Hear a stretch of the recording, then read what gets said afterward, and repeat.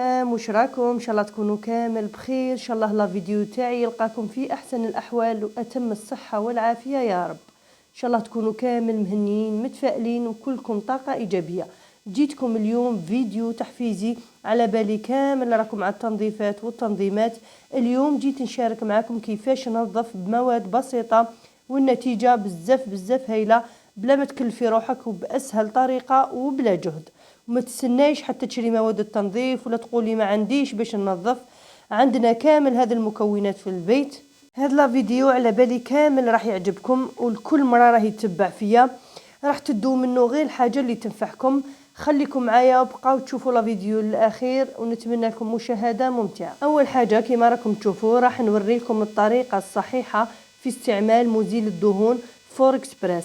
راح نسخن الكسرونه تاعي مليح كما راكم تشوفوا، ولا اي حاجه حبيتوا تغسلوا بها تسخنوها وتحطوا عليها مزيل الدهون، وحاولوا توزعوا عليه بلا لافيت كما راكم تشوفوا باش يتنحاو لكم كامل الدهون. هذه الكسرونات بزاف ملاح، وهذا النوع تاع الكسرونات هايلين كما راكم تشوفوا. الدهون شوفوا كيفاش راهم يهبطوا. هنا نحاول نوزع عليها غير بهذه الطريقه. هنا بعد ما وزعت عليها هذاك مزيل الدهون كما راكم تشوفوا، تحبوا تخلوهم يريحوا شويه. هنا غسلت كامل الاواني تاعي بهذه الطريقه وخليتهم يرتاحوا شويه، وهنا نروح نشللها. هذه اللي بديت بها الاولى كما راكم تشوفوا. تعطيكم نتيجه بزاف فعاله وهايله، يولوا يلمعوا، تعطيكم نتيجه اكثر من رائعه. هنايا نكمل نغسلها الغسله الاخيره. هنا ندير لها شويه صابون ولا ايزيست تاع الماء اللي عندكم، نغسلوهم عادي كيما ما في نغسلوا الماعن، ونشللها ونخليها تقطر، وراح نوري لكم النتيجه الاخيره. نكمل كامل هذو ونعطيكم النتيجه الاخيره. هما عايشين حياتهم ويضلوا يزنقوا، كي تجي فيك انت يقول لك ماكيته في البيت. ويش ماكيته في البيت؟ انا راني اكثر من خدام، ما عرفت روحي اجون سيكوريتي نشد الدار، ما عرفت روحي فام دو ميناج نضل نقي ونحك، ما عرفت روحي شيف كويزيني نضل نطيب باختي. من بعد ما يخسروش عليك تا صحيتي نخيتك كي شغل واجب. خلصوني في عرقي، ديروا لي خلصانه تاني. خيما قسما بالله تقشيره ما تلقاوها، اقسم بالله حاجه ما جديد نرفدها. الرزق على ربي. دوك انا تاني نرفد جلابتي ونخرج نعيش حياتي، راني عاد صغيره طيحتوا لي الصحه. يولي اللي ياكل حاجه يرفد طبسيه، واللي يقلع حاجه يروح يغسلها. انا ما نزيدش نجري موراكم وما نزيدش نقي لكم حتى ديروا لي خلصه وديروا لي شهريانه تاني. مخليني في الدار نحسب في الدبان وهما عايشين حياتهم. ننصح الجاليه اللي راهي مقبله على الزواج.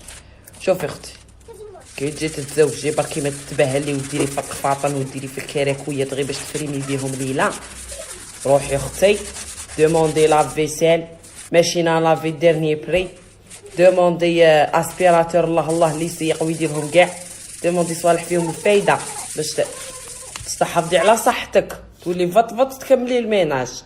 تقعدي تحكي في المواعين والقفطان معلق، هذاك القفطان روحي شريه لا فيسيل قاعدين دير لي وجيب لي غير على جال ليله. انفيستي في دارك، انفيستي في صحتك، شريهم ماشينات، شري فريكو ديرني بري، شري ابت عمي. كان عرفت وكان شوفي لا فيسيل حطيها في الشروط ديالو، كانت كتبيها في الورقه.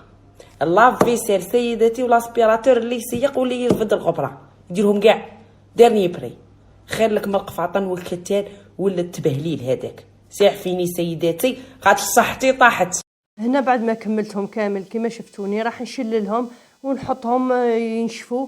الى اللي عندها الشمس راهي تخليهم في الشمس ينشفوا، ومن بعد تمسحهم وتدخلهم، واللي ما عندهاش تخليهم هنا يتهواو شويه، ومن بعد راح تمسحهم وتخبيهم. هذه هي النتيجه اللي كما راكم تشوفوا فيها، جات بزاف هايله.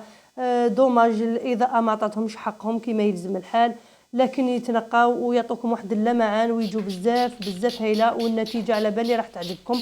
اما بالنسبه للكويزينير تاعي انا ما نحبش نستعمل فور اكسبريس بزاف. الكويزينير تاعي انا عارفو فور اكسبريس برودوي خطير على الصحه تاعنا، على هذه نستعملوا لي غون والبافيت. انا ما نستعملوش كاستعمال يومي، نستعملو غير خطره في الزمان باش كي يكون التنظيف تاعي يكون عميق راح نستعملو كما شفتوني. الكويزينير تاعي من فوق نحاول نمسحها عادي بايزيس ولا بالصابون كما شفتوني، ندير الصابون في لافيت ونمسحها، ومن تحت راح نشعلها الكويزينير تاعي نسخنها بيان، ومن بعد نغسلها فور اكسبريس من الداخل، ونزيد ندير هذوما الحوامل الداخل الكويزينير كي يسخنوا نحطهم ونحط عليهم فور اكسبريس ونبدا نحك فيهم بهذا لافيت كما شفتوني. هذا هكا باش نتفاهموا. وراح يعطوكم نتيجه بزاف هايله. المهم الحاجه اللي نجو نستعملوها بفور اكسبريس لازم تسخن. دوكا نروحوا للبريس تاعنا، راح نعطيكم واحد الخلطه بزاف هايله ويولي البريس تاعكم جديد. هنا كيما شفتوا نجيبوا البريس تاعنا نديروا نص كاس تاع ماء لازم يكون سخون. هنا نضيف له شويه جافيل، نضيف له باكي تاع خميره تاع الحلوى، نضيف له 2 مغارف تاع خل، ونضيف له 2 مغارف تاع اي ايزيس تاع الاواني اللي تستعملوه، ايزيس ولا جيل ماجيك ولا اللي عندكم اللي موالفين تغسلوا به. ونغلق عليها ونحطها نخليها نحط البريس تاعي فوق النار عادي كيما موالفين نحطوها. نحط البريس تاعي فوق النار عادي نخليه يطلع، خليه حتى يطلع مليح وكامل تتفاعل هذيك المكونات داخل البريس تاعي، وراح تخرج لي بزاف حاجات كيما راكم تشوفوا باش تتنقى. كي تشوفوها راح تفيض لكم، فتحوا عليها كي بهذه الطريقه. هنا بعد ما فاضت كامل هذيك القهوه تاعي كيما شفتوها طلعت كامل، نخلوها تطلع بيان ونبداو هنايا نفتحوا فيها، خلوها تبرد غير شويه قسما نقدروا نحكوها. هنا راح نحكها كيما راكم تشوفوا بلا لافيت تاعي عادي. هنا تحبوا تزيدوا لها، هنا من الداخل راهي نقيه وراح نغسلها انا غير من برا، تحبوا تزيدوا لها شويه صابون ولا تزيدوا لها ايزيس تاع الماعن، انا نحب نخدم بالصابون كيما شفتوني. راح نحكها كامل من برا كيما راكم تشوفوا ونوريكم النتيجه الاخيره اللي راح نتحصل عليها. راح تولي البريس تاعكم صدقوني غير تولي جديده. نحاولوا نفتحوها كامل بهذه الطريقه كما راكم تشوفوا باش نغسلوها، نقيوها كامل من الداخل بهذه الطريقه. هنا بعد ما غسلتها شوفوا النتيجه اللي تحصلت عليها، تولي البريس تاعي جديده. الاضاءه ما عطاتهاش كامل حقها كما راكم تشوفوا، راهي تبان لكم شويه في الصوره. هنا بعد ما فتحتها كامل وغسلتها نقيتها راح نحطها تنشف ومن بعد نشفها ونخبيها. هذه هي النتيجه الاخيره تاع البريس تاعي، والله غير صدقوني غير نتيجه بزاف هايله. جربوها ورجعوا لي بالخبر. ودركا راح نعطيكم واحد الخلطه سحريه بزاف هايله تمسحوا بها الزجاج، سورتو الا ما كانش عندكم منظف تاع الزجاج. بهذا الزوج مكونات راح تتحصلوا على نتيجه بزاف هايله. واش نحتاج الوصفه تاعي؟ نحتاج شويه شامبوان مع شويه خل كيما راكم تشوفوا، ونضيف لها ماء لازم يكون سخون بيان. هنا نسخنوا الماء تاعنا مليح، ونحتاجوا شيفون تاع ميكرو فيبر هذه اللي وريتها لكم.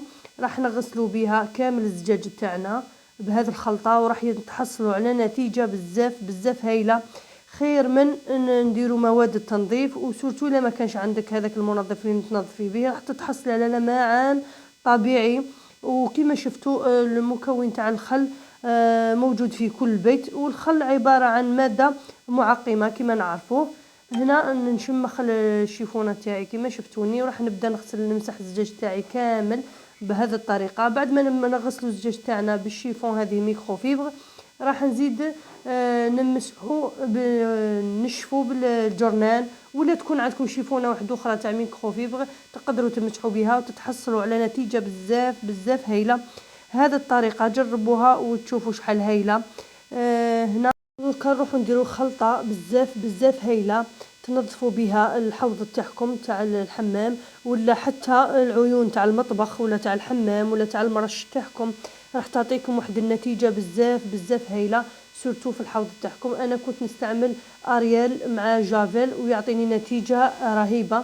ودركا وليت كيما شريت اريال راح ندير معكم هذه الخلطه. كيما يكونش عندكم الاريال راح نجيب اومو عادي، اي اومو يكون عندكم تاع بودره، نضيف لها بيكربونات، نضيف لها الخل وماء سخون وربع كاس ماء، ونخلط كامل هذه المكونات مع بعض ونبقى نحك فيها كامل العيون تاعي كما راكم تشوفوا ولا الحوض تاعي.